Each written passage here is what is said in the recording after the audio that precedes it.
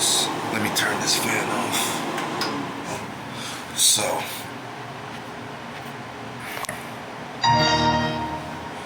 welcome to my channel.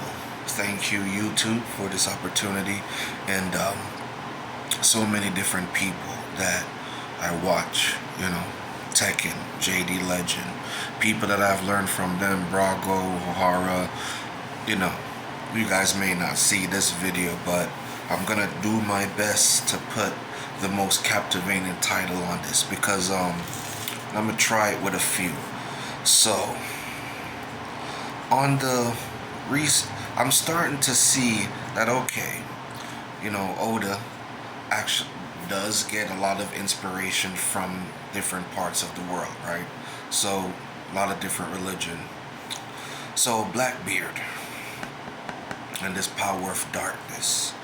So I guess you could say my theory on what he is based on, well, not necessarily him, but the devil fruit, as Vegapunk just said, that the desire of the people bring forth these fruits. You know, what would I be able to... So the fruit, Erebus, also spelled Erebos in Greek religion, the god of a dark region of the underworld and the personification of darkness. Erebus is one of the primordial beings in the Greek creation myth. He is the son of Chaos, who is also the mother of Erebus' wife Nyx, the personification of night. So, as I was reading it, it's I looked at the powers, and it was just like he is pretty much the personification of darkness, right? So I want to read some of the powers and the things that, you know, he's capable of doing. So yeah, give me 1 second, guys. Let me scroll down.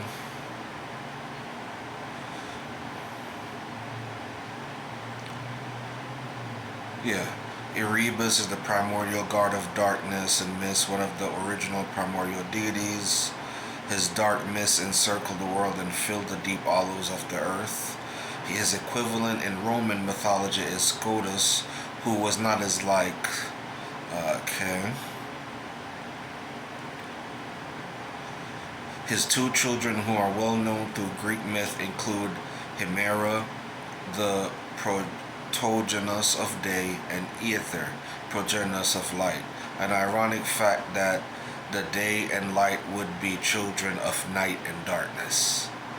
The day and light would be the children of night and darkness. Okay?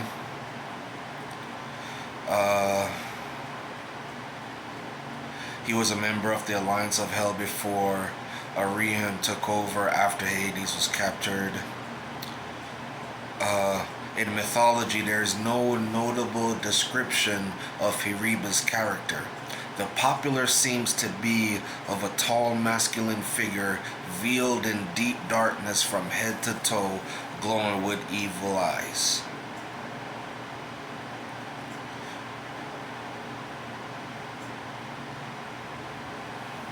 So, okay. I wanted to get down to the powers. He was, okay, history, he was born directly from chaos. Yeah, so powers and abilities. Erebus is one of the strongest beings that ever existed. Its power is matched by its brothers, and Erebus embodies the concepts of darkness. Right? After his release, Peninsula of Creation was shaken, and even in its weakened form, he was able to defeat unnamed darkness, destroying his physical forms and sending them through creation. So he has immeasurable divine power, immense strength, nigh omnipotence, night omniscience. Erebus knows almost everything in existence while being blocked from certain details and being limited in any ways. Creation, destruction, reality warping. Okay, so here's the part of his powers that really caught my eyes, and it's like, what if Oda was reading this for the creation of the fruit of Blackbeard? Because again, there's a lot of what ifs, right? So is there a what if scenario where Thatch ate the fruit? Blackbeard's not the one to make the darkness. He's utilizing the darkness. So darkness embodiment. Erebus can act as the physical manifestation or personification of darkness, the all-encompassing void which acts as the counterbalance to light. The darkness manifested is made of pure negativity, dark energy, and or lack of illumination.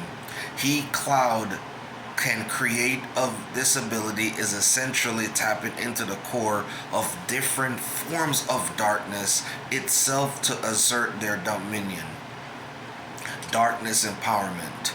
He could become faster, stronger, more durable when they come in contact with the darkness or shadow, possibly unlocking abilities related to the affinity and enhancing the existing powers. Erebus may be able to draw sustenance from the darkness or even slow or stop aging. Darkness manipulation. As the Greek primordial god of darkness, Erebus is capable of producing a dark mass of auras that was able to damage Isai's balance breaker's armor. He can also use his darkness to create a barrier to protect himself from his enemy's attack. Erebus incorporates all the essence of darkness into existence and balances it with its opposite, light. Spider thread. Like his sister, he is able to transform his own darkness into thin, razor-sharp strings which take a shape similar to that of a spider's web, and it could be used as a net to capture the target. The void space. Like his sister, he is able to manipulate his own darkness to shield herself, thus no bullets or anything may reach him, but it needs time to be activated. Breakokinesis. Erebus can control the essence of all the darkness that exists and turns them into physical attacks like tendril shadows or an explosion of darkness that will consume anything. Sounds very familiar, like Blackbeard consuming that whole town when he was fighting Ace. Corrupt effect, or when he absorbed the guards or anybody.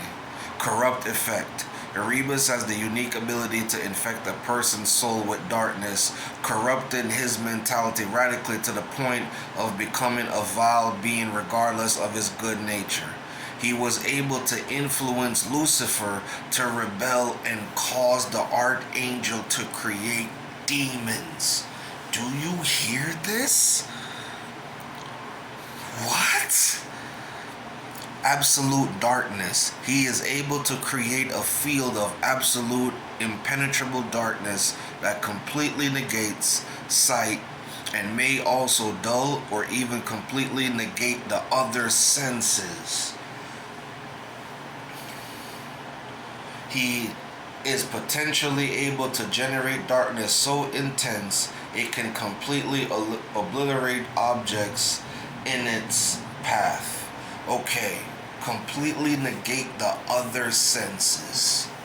So, is there a way that absolute darkness is what Blackbeard's using to be able to nullify fruit users? Because here's my question. Okay, number one, it would be very interesting to see what the awakened form of the Yami Yami, not the Yami Yami, I don't know the name, the Blackbeard fruit, but Blackbeard's devil fruit. Imagine the awakening version of that, right? Okay. It's either safe to say or safe not to say that when an impelled down when Blackbeard saw Luffy again and they got in that little squabble, Luffy went to gear second. And we could say now, with the information that we know now, that gear second to fourth and the different alterations would be somewhat of the base forms of the gum of the fruit, the Nika Nikami, and then gear fifth would be the awaken. So if the gear fifth is the awaken, right? Fine. But at that time that was gear second, which is an advanced form. That's not Luffy in his base.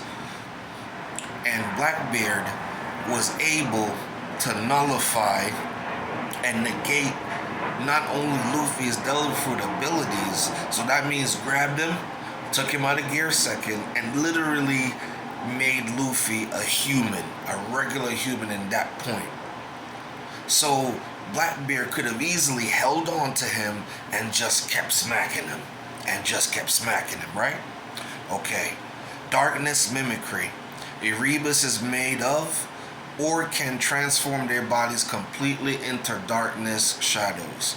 He transformed form as anatomically identical to their normal form, or just pretty much his shadow clone jutsu with darkness.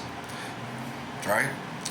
Aside of being made of darkness shadows, in which case it contains all organs and is somewhat vulnerable to attacks, which is, or you can make body doubles then. Alternatively, the user can transform into homogeneous matter without any part of their form being important than the other, which, as it says right here, formlessness. Erebus possesses no permanent form and is ever-changing and ever-shifting. Erebus can change into anything, scatter and reform at will. Erebus can also shift out the way of attacks. Shadow camouflage. He is able to become undetectable as long as they are in darkness or shadow. Darkness generation. He can shoot solid bolts of darkness and surround enemies in pitch black clouds of lightless space. Darkness solidification. He can solidify shadows into virtually impenetrable shields or whatever he wants. Shadow travel. Using shadows, he is able to travel anywhere he wants at incredible speeds. Shadow mutilation. He can inflict damage to the opponent through their shadow, which may kill the target and potentially destroy the body in process. So, okay, now Moria, right, is able to do that. But if Erebus can not only manipulate shadows, and at the end of the day, shadows are just part of darkness because it's just a reflection of whatever object the light is reflecting on, right? So it's safe to say that Blackbeard could do the same thing too. Then it goes back to darkness teleportation. Yeah. So grim darkness manipulation. He can create, shape, and manipulate darkness, shadows, blackness of a darker, detrimental nature, that which damages, destroys, and consumes anything and everything they come across, representing the hazardous destruction side of darkness, shadow, which in turn ignores most of the limitations and weaknesses of the normal darkness and shadow. In essence, this is about solely controlling the negative powers of darkness and shadows. Pure darkness manipulation. Same thing. He can create, shape, and manipulate darkness of beneficial nature, that which strengthens, enhances, and causes anything, everything it comes across to flourish, representing the sustaining and preserving inside of darkness, which in turn ignores most of the common limitations and weaknesses of its normal elemental variety. In essence, this is solely about controlling the positive powers of darkness. So at the end of the day, it's like yin and yang of darkness. He controls the ultimate destructive side of darkness, and he controls the ultimate positive side of darkness.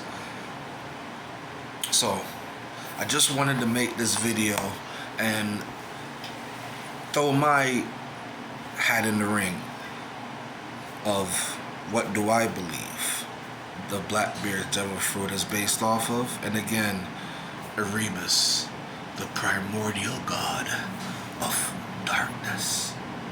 So, welcome to my channel again. This is Mr. Big O CEO. And again, hopefully more to come. Thank you again.